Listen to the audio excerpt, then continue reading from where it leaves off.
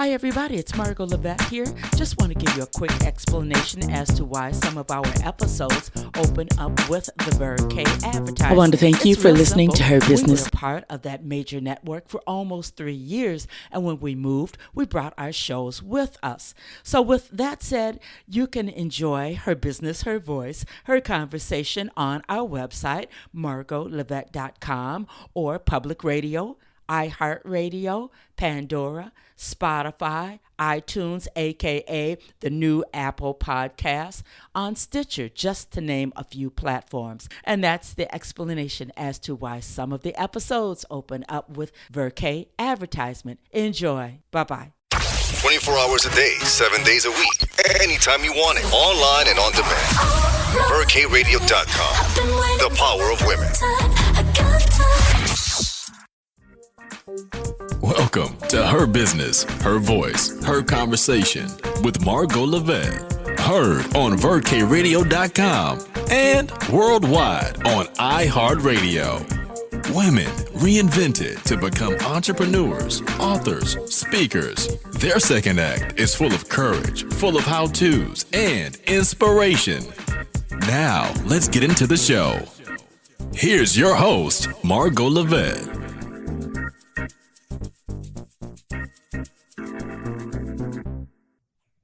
Well, hello, everybody, and welcome to another edition of Her Business, Her Voice, Her Conversation. Today, I'm going to jump right in because I'm really excited about today's guest. Let me tell you, I read an autobiography that made my jaw drop, and it filled me with a lot of questions about career changes, advancement, how all of that works together. And finally, I found myself cheering the spirit of getting out of your own comfort zone. And you know, when it comes to reinvention, that's what we always have to do. Make sure that we don't just stay in a place of comfort, because reinvention is never comfortable. Mm-hmm. So the book that I read is From Compton to Congress. And I know you're probably thinking, what congressperson is she talking about? What woman came from Compton, California? Well, today is a brand new day. I want to tell you, I have an opportunity to present to you author, Pastor Walter R. Tucker III. Welcome, Pastor Tucker. Thank you, Margot. I'm so glad to be with you today. Oh, this is such an awesome book, From Compton to Congress. What we're going to do so that and ladies and gentlemen, you know the show is usually 30 minutes, but we're going to go 45 minutes out because there is so much to this autobiography. When I tell you that Pastor Tucker left no stone unturned, and it's very timely when we look at what's going on the down the halls of history today, you'll want to hang on to each and every word. But let me introduce you to this awesome, awesome gentleman. This man, by the age of 35, of course, he's from Compton, California, but he graduated valedictorian from high school. He received his Bachelor of Arts in Political Science from USC, keeping it local, his Juris Doctor from Georgetown Law School. In 1981, he passed the California bar, and Dr. Tucker, he worked as a LA County Deputy District Attorney, and he established his own law firm. Served as mayor of Compton, was elected to the U.S. Congress in 1993, and guess what? Did I fail to tell you? He did all of this by age 35. So, Dr. Tucker, as I open this up, my thought is, before you reached age 35, you became very acquainted with getting out of your comfort zone. Where did all of this drive come from? Well, good question. Good leadoff question.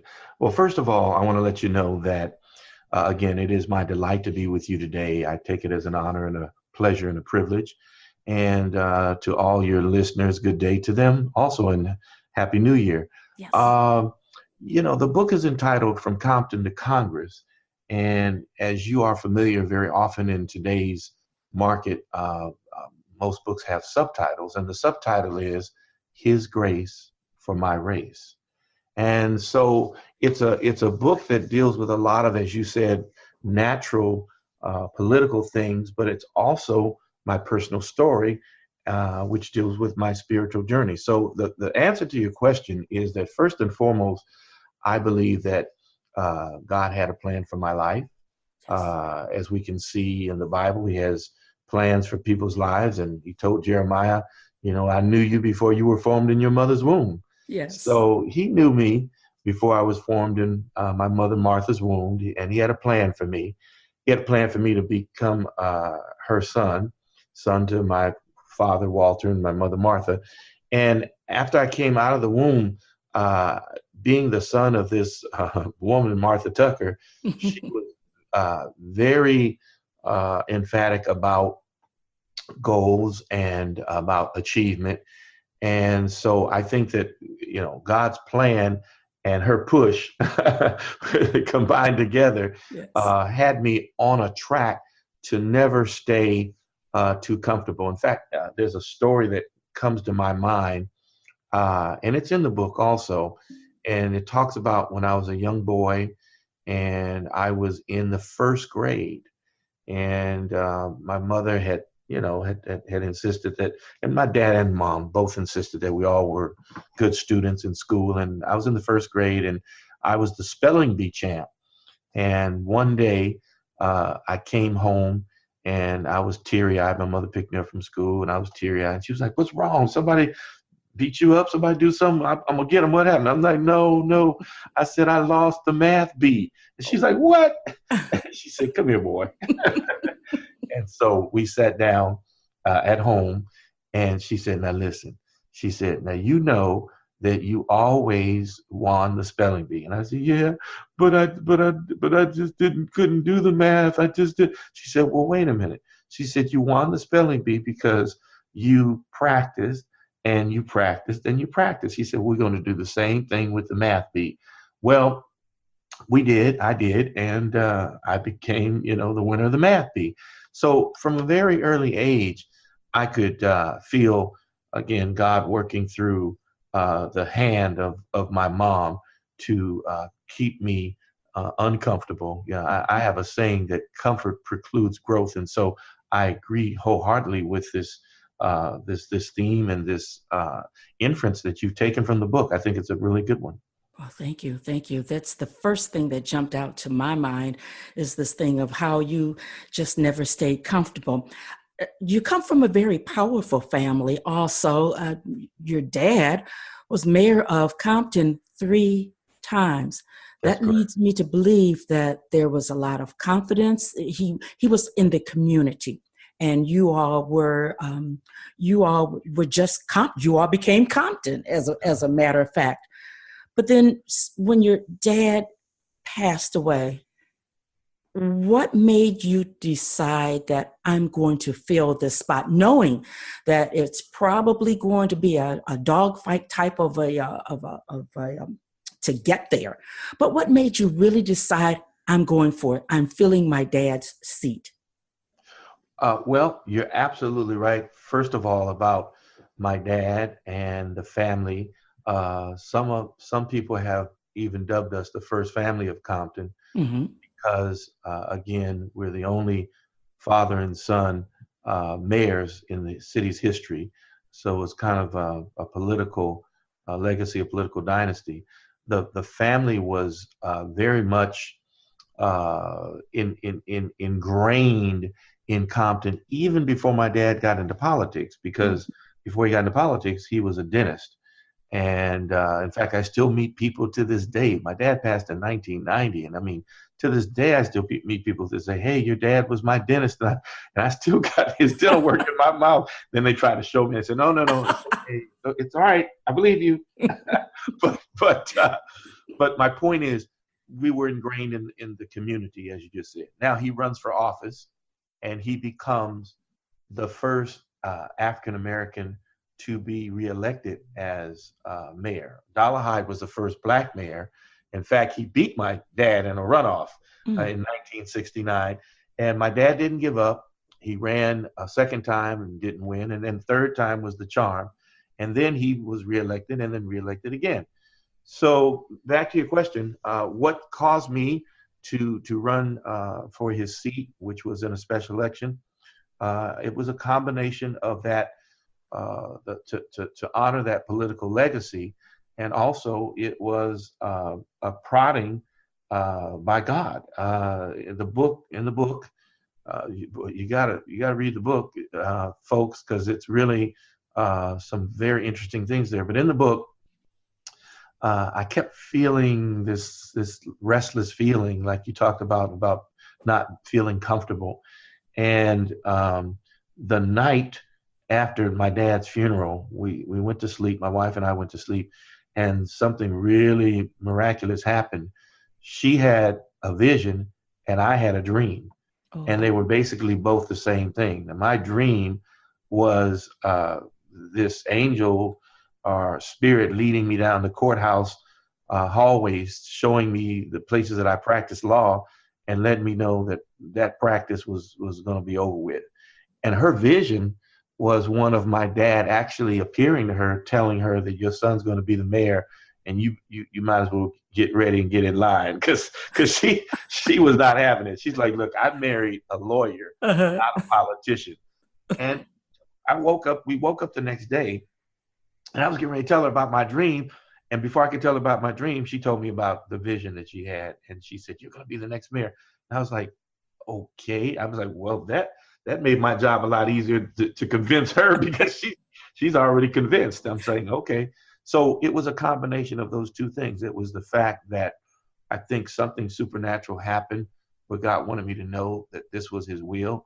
But also from a natural standpoint, there were people in the community who came to me and said, look, your dad has done such a great job for this community, and he has such a great legacy. It would just be a shame for that legacy not to continue. So when I took all those things into consideration, I just said, it's pretty clear that this is what I'm supposed to do. Yes, very, very clear. It seems to me it really set you up for that next major move that you were going to have. You didn't foresee what was going to happen, where the riots were going to break out, and I remember that. I was living in LA then. You didn't know that once you took that office, the riots were going to break out, but the Lord was going to have you already positioned to meet with Governor Wilson, Pete Wilson, and President George Bush. So that what he made room for, he definitely provided for. Tell us something about, you won the dogfight, and there's a lot of hatred, hateration, and all kinds of things going on. But you rose above that. And as I said, the riots broke out, and you were in the streets once again, part of the community.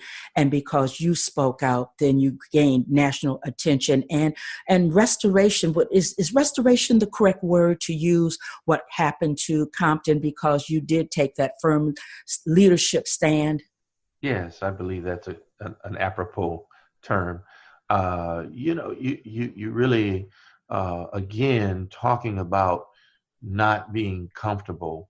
You're right. So I decide to, the way the story goes, I'm convinced that I need to run for mayor. Mm-hmm. And as you said, where God guides, God provides. Yes. He told me to run. And when I was running against three sitting incumbent council people. So it was, and I had never held office, so it was a tough fight. And but lo and behold, I kind of felt like, as I wrote the book and I was looking back on all of this, I kind of felt like the Black Forrest Gump. I don't know if you remember the movie Forrest Gump, but yeah. Forrest's life, he looks back on his life, and it's like these major historical events. Forrest was right there. You know what I mean? He's like, Forrest, you were there then too? Yep, I was there. So here I am, and the riots break out, the LA riots, biggest riots in LA's history.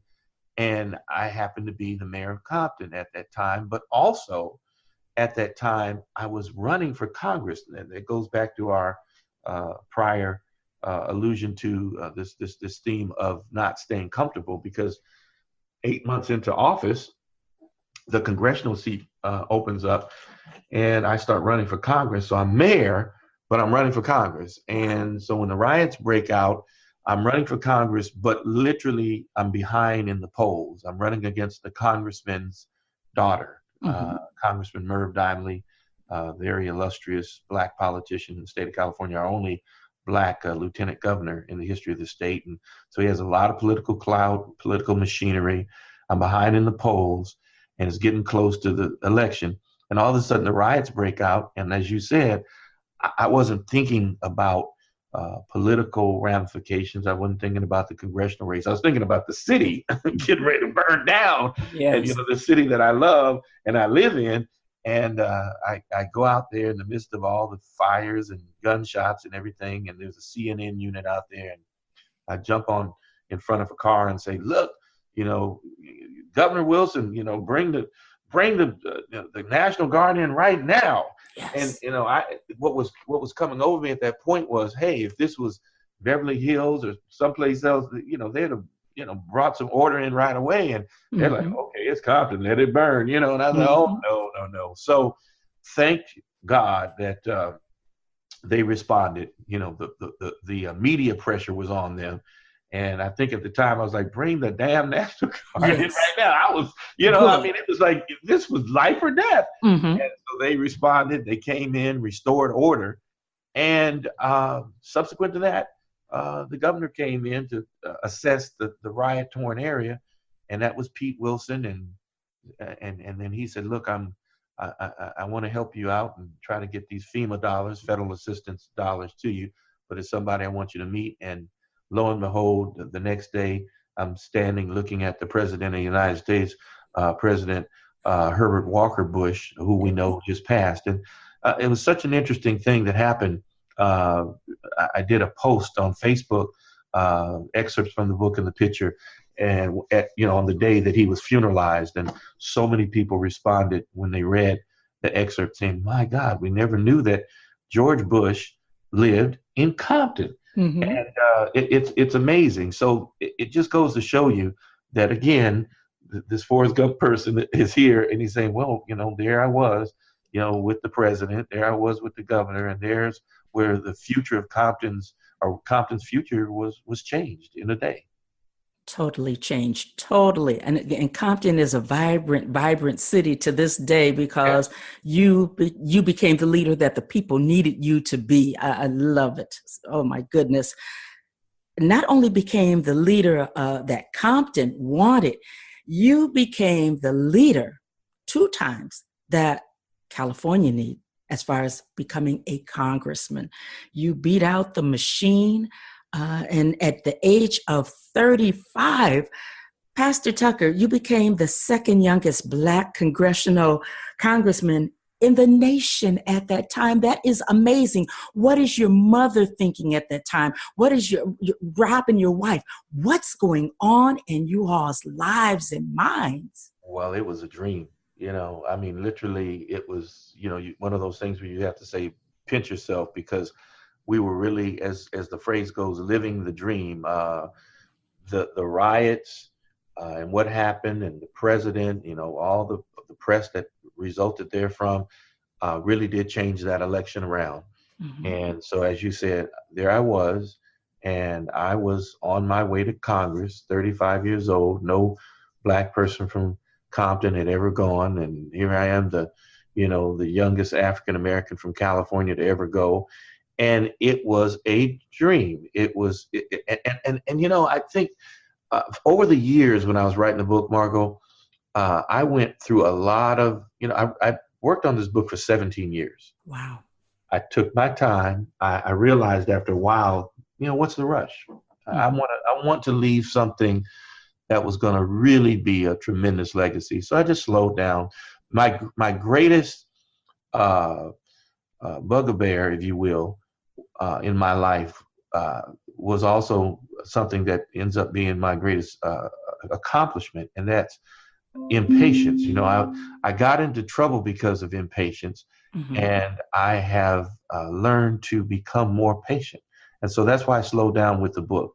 But back to my point, in the book, it basically shows that that first chapter, I worked and reworked that first chapter over and over and over. And finally, I came to the place that said, you know what? I'm going to start this book not with a courtroom scene. I'm going to start this book on the Hill. I'm going to start this book in Congress because, as you said, it was so ethereal. Who could imagine, you see it on CNN, you see all this stuff going on, but to be this young man from the streets of Compton, walking down the halls of Congress, going up those congressional steps, that was what I wanted people to see. So from the very first chapter entitled The Hill, I give this portrayal or this insight, this revelation of what it was like to be sworn in on that House floor, what it was like to set up my office there, what it was like to be sitting up there literally with, all the powers that be that make this country run and make it what it is from the top down. Yes. And you do such an excellent job that, it's the first couple chapters, first couple pages that grab a person, and you take us there so until we can, I sat in the chair and I could just close my eyes and imagine. You take us there so that we can feel the air that you felt that day and actually hear and feel the sense of joy and urgency and glee, all of that. You take us there so fantastically. So, ladies and gentlemen, From Compton to Congress, you really do have to start out with chapter 1 because, all the way what his office looks like, down to the fine details. You really do take us there. You become, that first term, you get calls from Ron Brown, from just everybody. You're Right. sworn in and everybody's there. And I think because of your age and because of your drive and your track record, who would not have been drawn to you? They want you to be on this committee and that committee, and the respect is just running over. It's quite phenomenal. Am I correct? You are absolutely right. And it's something else you said that's so right too. And that is, you talked about how a person who has an appreciation for politics, world events, law, particularly in light of the things that are going on today, would really appreciate this book because history does repeat itself. Now, I came into the 103rd Congress, and we just had the swearing in of the 116th Congress. Yes. And I'm telling you, chills were running up my spine when I was looking at CNN and they were talking about the fact that this is the most diverse Congress of any Congress in history. Mm-hmm. Well, when I came in to Congress in January of 1993, at that time, it was the most diverse Congress in history. And at that time, it was so exciting because we had this new president, William Jefferson Clinton, Bill Clinton, Yes. and people were really excited. People were really excited about politics Mm-hmm. for the first time in a long time. The people, and now we see that last 2 years there's been a lot of people frustrated, a lot of people upset, Mm-hmm. and then now the House has changed, and you see people that you would not have seen in the House of Representatives, young women like the lady from New York, Yes. what's her name, Acacia. Yes, yes. But you got Muslims, you got all kind of people, and it is galvanizing. So it was, as you said, an extremely exciting time, and I felt that I really wanted. Not only did I want my children Mm-hmm. to know about it through this book, but I also wanted anybody to hear and to read about this legacy. Well, it's quite a legacy. It's quite a story. As I said from the beginning, it is from one comfort zone to the next comfort zone. During that second term, though, you get a call, very teeth-chattering call from a journalist at the Wall Street Journal. When you received that call and they said that you were being indicted for illegal acts committed 3 years ago, when you were mayor of Compton, did you think that it was a hoax? Did you think oh boy, here come the knives out of the woodwork already. What was your thought at that time? Exactly right. I didn't know. I mean, it was stunning. It was stunning. I didn't know what to believe. I didn't know what to do. I said, wait a minute, what's going on? My first reaction was that it was a prank. Sure. And then as I followed it through and actually verified, I had one of my staff members to verify if this guy is who he said he was from the Wall Street Journal. And they said, yeah, Congressman, this is a legitimate journalist. Then all of a sudden my head was spinning. The party that I was on, this great festive atmosphere that I was on, somebody just had rained on my parade, and I just said, wait a minute, what is going on? But I had very little information other than the fact that it was something that happened 3 years ago. I mean, you know how people are. We're like, wait a minute, what did I do 3 months ago? What do you 3 years ago? And I'm racking my brain thinking, well, what possibly do they have on me that they're saying I did 3 years ago? And the only thing that I could think about at that point was one word, and that was Johnny. Let me get, if they're coming after me and it's the Justice Department, let me get the best attorney I know. And once again, Forrest Gump was right there with this living legend, Johnny Cochran. Yes. And we talk about him even today. If I had Johnny Cochran, but I actually did have Johnny Cochran as my lawyer, and that was the first phone call I made. And from then, he started to find out what this was all about, and we started to unravel what it was. Gotcha. And unfortunately, it was the fact that I was set up. I was set up to receive some money from a businessman. Mm-hmm. I take no. I make no excuses about it. I shouldn't have taken the money, but at the same time, it was an FBI setup. The guy played upon my emotions, and he talked about he was my father's friend, and he wanted to, support my campaign. Yes. And all of that would have been fine and legal, with checks, because that's how the system works. But he insisted, no, it'll kill my project if people, know about it, and just take this money. And so I made a grave mistake. I fell to this temptation, but little did I know that it was all a big setup, because they had cameras and everything working. And so they had me, as they say, dead to rights. Mm-hmm. Got you. It looks like they indicted you on charges of bribery, tax evasion, and they really came after you with both barrels.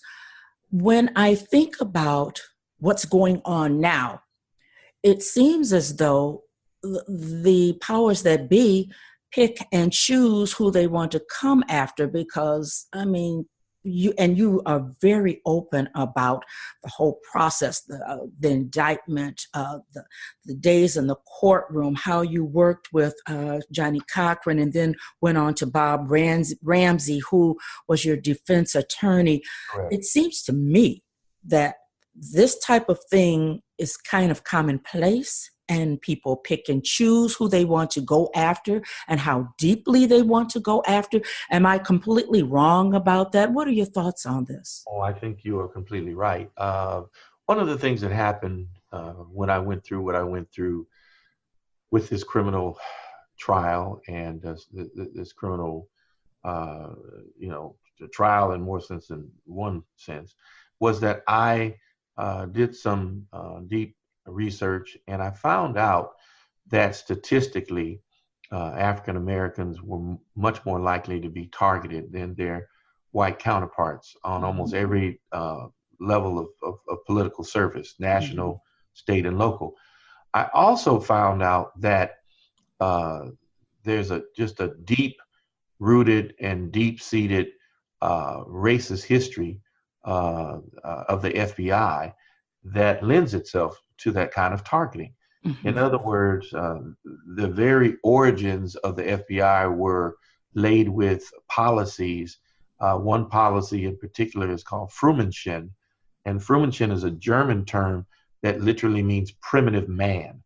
So from the very beginning, J. Edgar Hoover was the first director of the FBI, and his policy out the gate was that Black people are unfit to rule.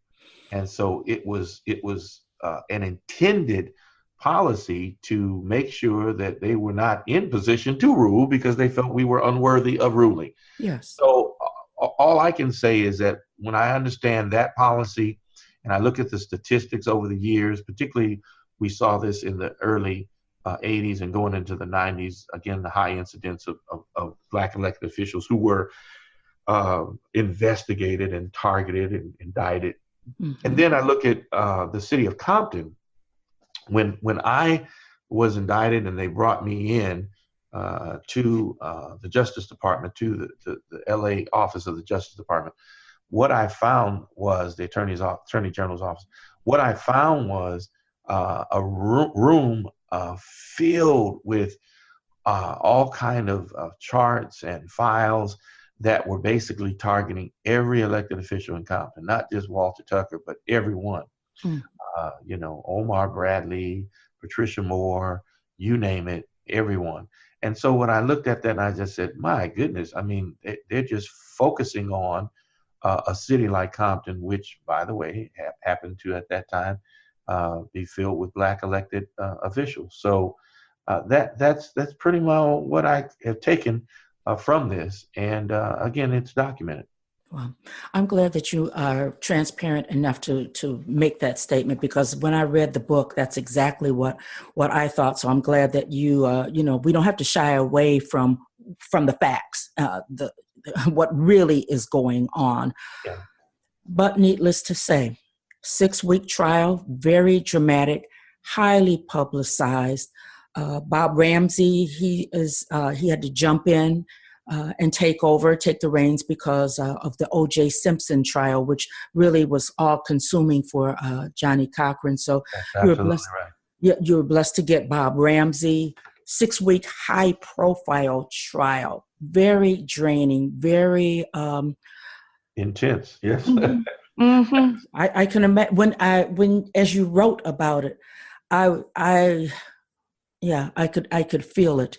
How many days of deliberation once the verdict came down?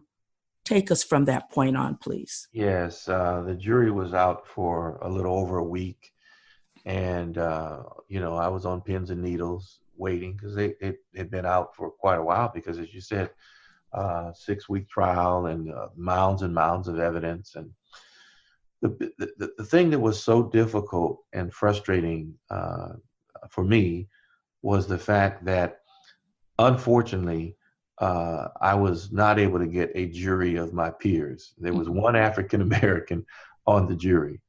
And that's, aside from the fact that I didn't have Johnny Cochran, that was kind of the biggest difference between OJ's trial and my trial, is that he was tried in state court where you can get jurors from your local community. They filed federal charges on me. And that's kind of an interesting prosecutorial advantage or tactic, because the jury pool is not necessarily from your local community. In fact, we had jurors driving as far as from San Luis Obispo on my jury. That's right. I mean, that was a total right-wing conservative Republican country. Mm-hmm. And they came there and they saw this Black guy and they said, oh boy. Yeah, the truth of the matter is, with any jury and jurors, people come into, this is why you have voir dire, jury selection. People come into a case with preconceived notions, with their own opinions about certain things. That's just humanity. That's the way it is. And so anytime you have a jury trial, a jury case, you're really wanting to have great lawyers who can pretty much win the case in jury selection, because depending upon who's judging the case, that's the way it's going to go. Mm-hmm. It's interesting to me. One of my favorite shows to this day, Margot, is a show on TV right now. It's called Bull. And yes. It's about a guy who is basically a jury analysis expert. He's not a lawyer. He's a guy who helps the lawyers to pick the right jury, because the whole premise is that the wrong jurors will give you the wrong verdict. Well, didn't you find out? That was, wow, in the Yeah. most severe way. Bad, just things just went south, as they say, for Right. you once that verdict came back. That's right. And you know, we see this more and more play out. We see this play out more and more. Trayvon Martin case. Look at that. Yes. Same thing.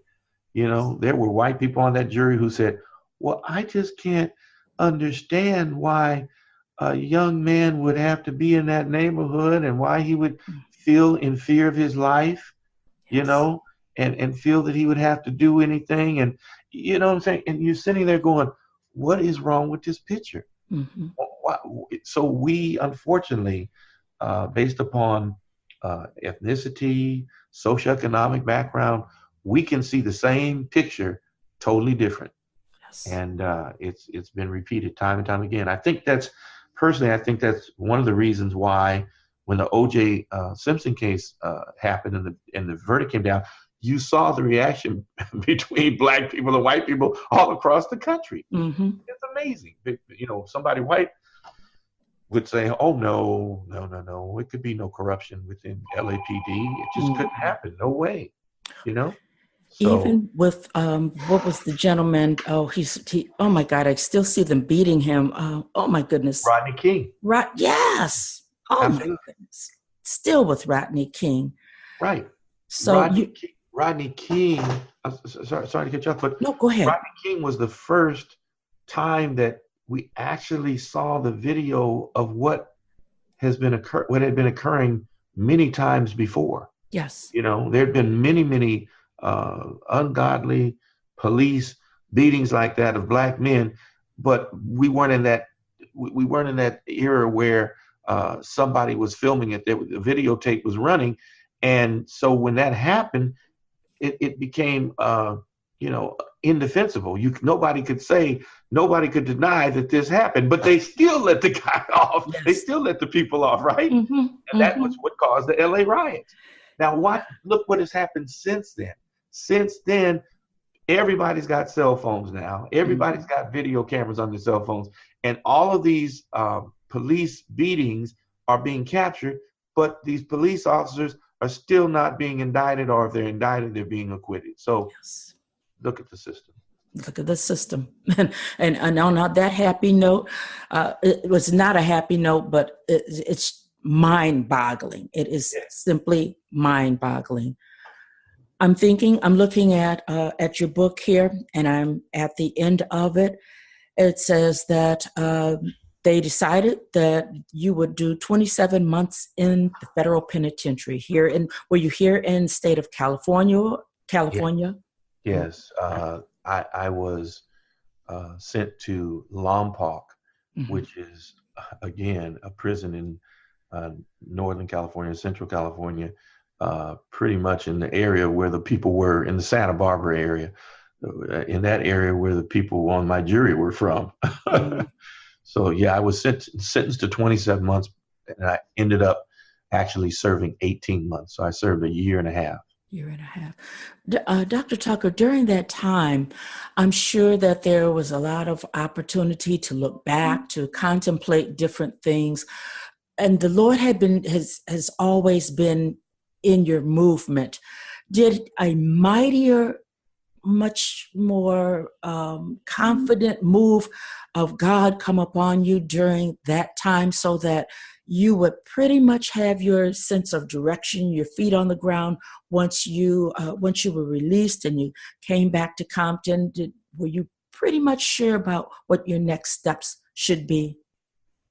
Yeah, prison, I have often been quoted saying, was the worst thing that ever happened to me. Nobody wants to go to prison, but I'll tell you, speaking of moving out of your comfort zone, they talk about how the eagle is with the eaglets. To get them to fly, the mother stirs up the nest, meaning uncovers the straw and takes the straw away so that the jagged pieces in the nest are now visible and touchable to the little eaglets, and it causes them to be uncomfortable. And then she takes them and she takes them with her talons and puts them right on out there and drops them, and they got to fly.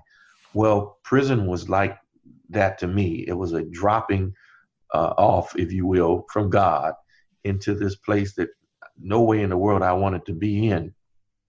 But something really miraculous happened.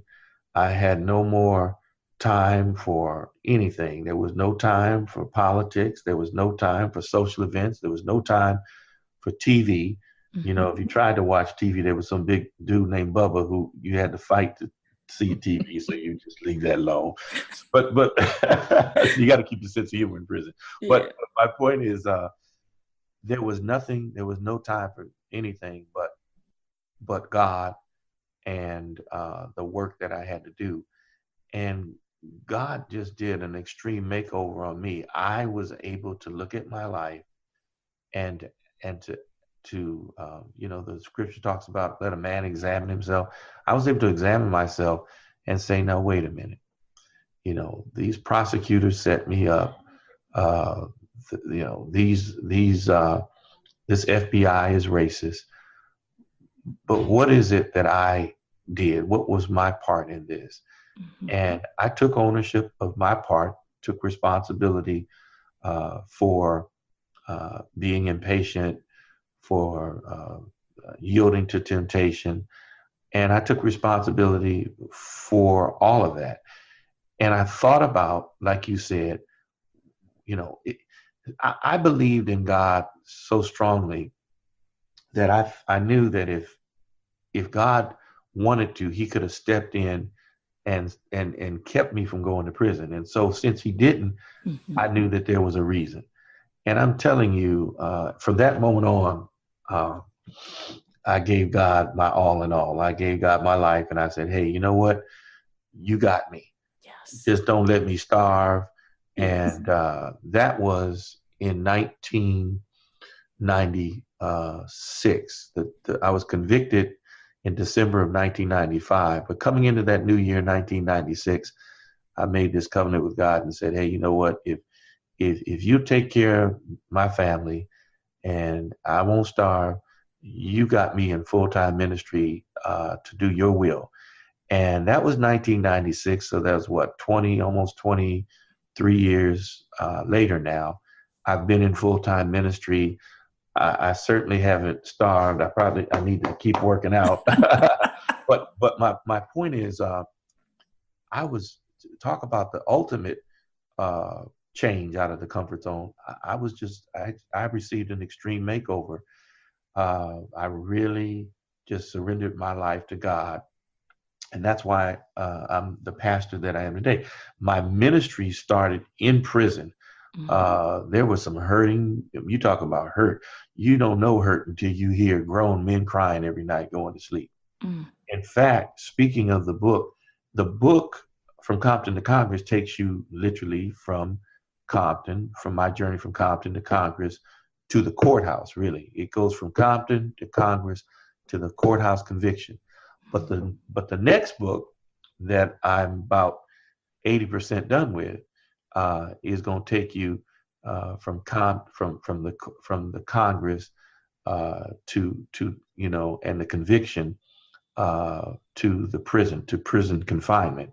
And that book is going to really show you, as you're talking about, how God changed me and how God prepared me for what was going to happen when I got out. So those 18 months, oh my goodness, they just laid out everything for me. And since then, I've just been on fire for God. I served worldwide ministries. I've served Dr. Price and Crenshaw Christian Center. I served Chuck Colson and his worldwide prison fellowship. I served under John Cherry and his worldwide ministry with From the Heart Church Ministries. And 6 years ago, God said, okay, you've done a good job and you've been helping a lot of people. Now you got the green light to start your own ministry. And so I started Truth and Love Christian Church, and been just abounding in the grace of God in that ministry in Carson, California ever since. Once again, moving from your comfort zone, being obedient. Oh, Pastor Tucker, I really thank you. I thank you for being so transparent and walking through your life and just really letting us take a peek. So let me tell everybody, be sure to purchase your copy of From Compton to Congress, because we could only scratch the surface of how it feels. And I mean, you could literally taste what's going on in some of these scenarios that comes out of this biography. Couple quick questions. Sure. Marcus Mason. Yes. What happened to him? He was, you mentioned him. He was a strong, confident while you're there in Congress, seemed to be a very dynamic young man. Do you stay in contact with him? Yes, I do. I stay in contact with him. Marcus was one of the young men that I was dedicated to helping. As I was a young man coming up, I realized that, people had poured into me, not just my dad, but other men had poured into me. And so when I became a congressman, and this young 35-year-old congressman, contrary to what people said to me, oh, you got to get this person who's a senior person on the Hill, if you're going to do the thing right. I said, well, wait a minute. I'm young, and God's given me an opportunity to do this. I'm going to take some young people, especially those that helped me become a congressman, and I'm going to give them an opportunity. I'm going to give them a shot. So I gave him a chance to run my campaign. Mm-hmm. And then he came, once we won, I gave him an opportunity to become my chief of staff. Yes. And he was the second youngest chief of staff on Capitol Hill. He was 21 at the time. Now today, he owns his own lobbying firm in Washington, D.C., and he's one of the most successful lobbyists in Washington, D.C. Well, you had to surround yourself with the best. You really, and that you did. One other name mentioned in your book, Tyrone, the gentleman who would drive your town car. Whatever happened to Tyrone? Tyrone, I'm still in contact with him also. In fact, interestingly enough, I just saw him over the holidays. I was out going to a restaurant, and it was so weird how it happened. I was in a parking lot, and I looked out the corner of my eye, and this guy looked around, and I looked around, and we saw each other. And man, we hugged like what's the name of the two girls in The Color Purple, Celie, and remember that scene where they see each other and they're hugging out in the field? Yes. We hugged so hard because of all the things we'd been through. Mm-hmm. And he is a very successful lobbyist. He's a lobbyist for Herbalife. Oh, wow. Right now. So Tyrone is a lobbyist for a major corporation, and Marcus started his own lobbying firm. And then the list goes on and on. Mm-hmm. There were people who worked with me. There's a woman, Audrey Gibson, who worked for me, who was my district office manager, and she became a state senator for Florida. She's a state senator in Jacksonville. So it's like one of those movies where you get to the end of the movie and they have, what happened to them at the end. Yeah. Credits come up. Uh-huh. But everybody found their way, and they do all. It's a special fraternity because they all remember that they got an opportunity through that congressional experience. You all made history. That's exactly what happened. Yes, we did. I'm looking at the clock, and I just have one thing that I want to read, and that's part of the end of the foreword in your book.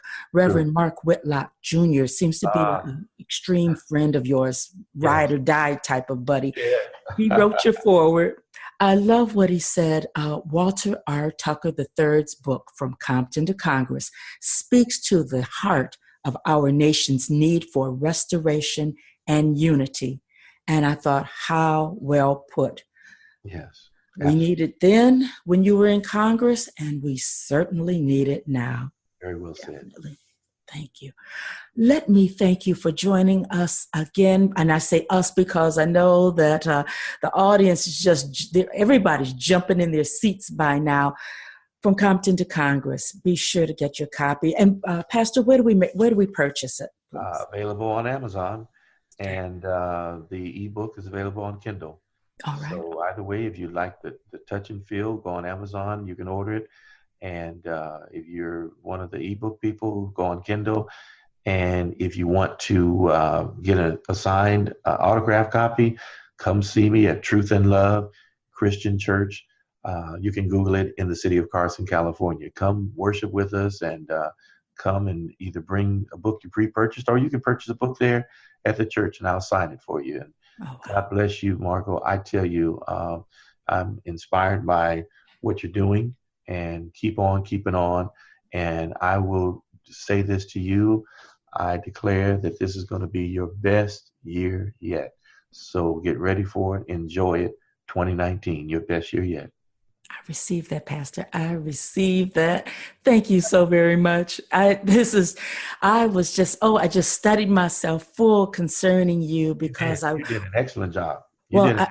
I tell you, I had to, when I met your mother, and we were at Black Writers on Tour, and then I had the chance to meet you.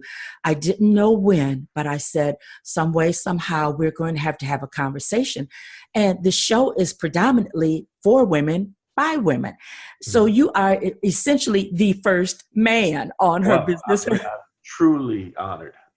Well, you took us out of our comfort zone on many levels by you being so transparent. So I just have to thank you. And I want everybody to know, before I close out, there were things that came up. The phone rang and I had a thing come up on my computer, but this is life. And this is how things go. And this takes all of us out of our comfort zone. So nothing's going to be edited. Sit back, relax. Listen more than one time, because this, I tell you, is groundbreaking information. The book is amazing. And if you're in California at all, get yourself a signed copy, because I'm not loaning anybody mine. That's for certain. So, well, my parting comment would be, and I know our time is gone, because time flies when you're having fun, but my parting comment to you would be that in light of the fact that this is generally a women-based forum, I'm really glad that you asked me about my mom. And of course, my wife was right there in my rock during all of these things. But it really speaks to one parting comment, and that is that old phrase that the hand that rocks the cradle rules the world. Yes. And so when you think about the influence of my mother, my wife on my life, you can see very easily how important it is for you women to have such a positive and a long-lasting impact on your family, on your spouses, on your children, on your grandchildren. That is so important, and particularly when, as African Americans, our race is predominated by single-parent homes. That's just what it is statistically, but that doesn't mean it has to be a bad thing. And so my hat is off to women who make such a tremendous impact on their children, especially African-American women. They're Black boys, they're Black girls. It makes a huge difference. And I'm an example of that. Yes, you are. And you definitely are. When I met your mother, she ran and she said, you got to meet my son. You got to meet my son, So she is very proud of you. Your wife is just, yes, your rock, stellar. And you are totally amazing. So bless you. Right back at you. Thank you, sir. I'm looking at the clock, and as always, I'm struggling to close out this episode, but alas, I must. Her voice, her conversation. Couple of things that I want you to do right now. Go to my website, pick up a copy of Her Business, Her Voice, Her Reinvention, how I went from game show hopping to international show host, author, and speaker in 1 year. Number 2, please freely listen to each and every episode. Share them out with your family, friends, the men in your lives. And then number 3, get in contact with me, one of the experts that have been on the show, because I want to make sure that you reinvent yourself. I'll be back next week with a brand new episode. here on Her Business, Her Voice, Her Conversation.